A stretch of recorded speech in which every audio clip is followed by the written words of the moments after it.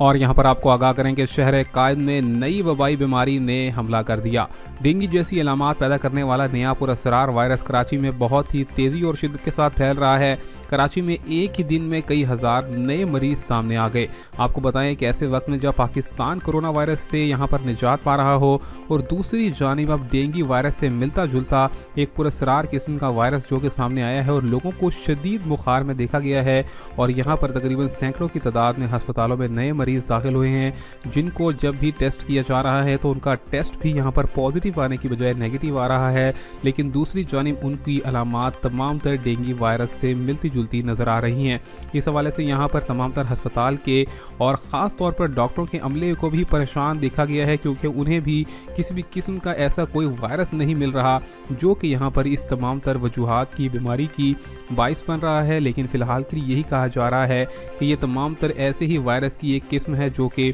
Dengue virus उनकी बुनियादी नस्ल हो सकती है। ख़वातीन व हज़रात, इस हवाले से कहा गया है कि शहरियों को कहा गया है कि वो मुकम्मल तौर पर अपने आप को हिफाजत करें, ख़ास तौर पर एंटी मॉस्किटो स्प्रेस का लोशंस का इस्तेमाल करें, जिस्म पर लगाएं और इसी के साथ साथ ख़ास तौर पर खुले पानी को किसी भी जगह पर घरों के आसपास ना छोड़ें। यहाँ पर यह भी कहा गया है कि शहर भर में मज़ीद यहाँ पर तमाम तर मॉस्किटो स्प्रेस किए जाएंगे। शहर में तमाम तर जगहों पर डेंगू वायरस को ख़त्म करने वाले स्प्रे भी शुरू कर दिए गए हैं। मिलेंगे आपसे नई अपडेट में, तब तक के लिए अल्लाह हाफिज़।